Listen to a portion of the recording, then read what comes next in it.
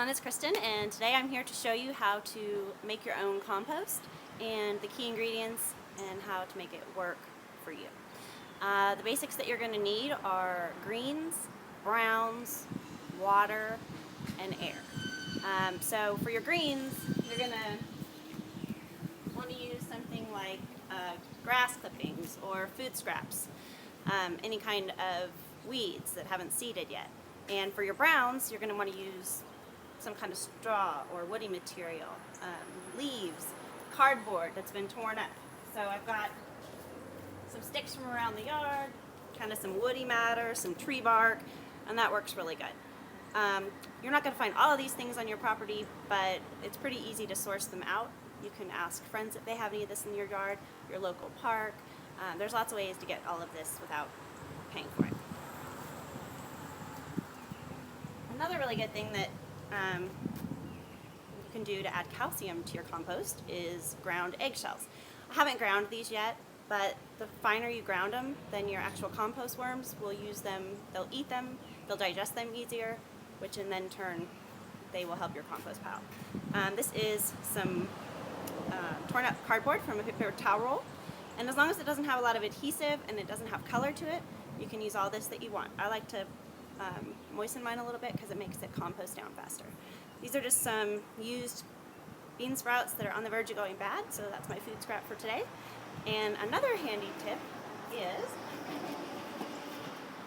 I make my own homemade laundry detergent, which is in another video you can check out. And I also collect all of our lint from that little lint trap in your dryer. Lint and any kind of pet hair, which may sound gross, but the composting worms love it. So if you want to add that to it, that's also a great addition to your compost. People always talk about coffee grounds, used coffee grounds. I happen to have some right here, and because I did say water is a key element, I went ahead and just added some water to the coffee grounds, and that's just going to, again, help break it down faster.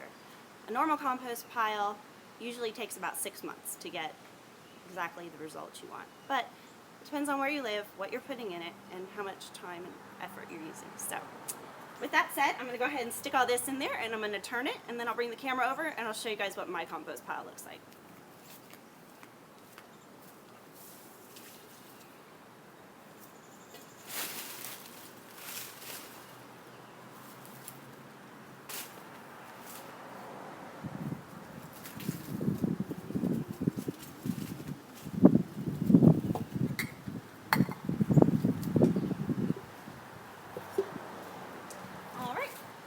Simple as that.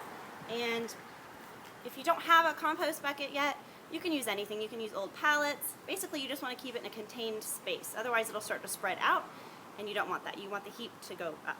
And it might look like a lot at first, but as it breaks down, it will actually shrink. So that's a good thing.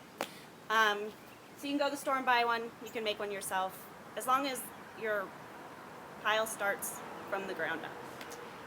So let me take this camera down from here and I'll show you guys what my Okay, so I'm back and I've mixed all of the materials that I just added to my compost together, and you really want to get down to the bottom as far as you can and turn it all up and really get it aerated, because you need that air, and then again, you remember you need moisture, and then greens and browns.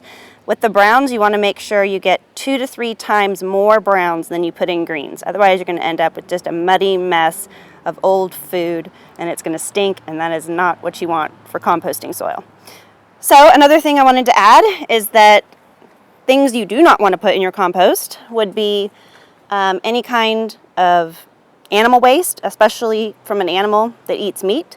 So make sure if you're going to put animal waste in there, you see what that animal is eating to make sure that's something you want in your compost soil, because eventually if you're growing food, that'll be in your body.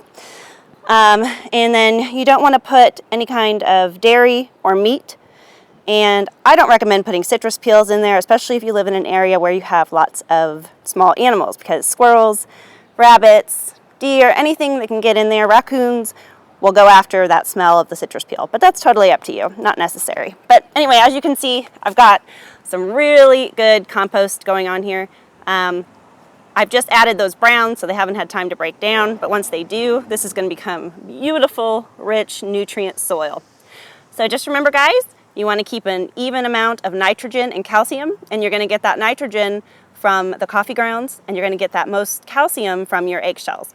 So that's it for now. Thanks so much for watching, and I will see you next time.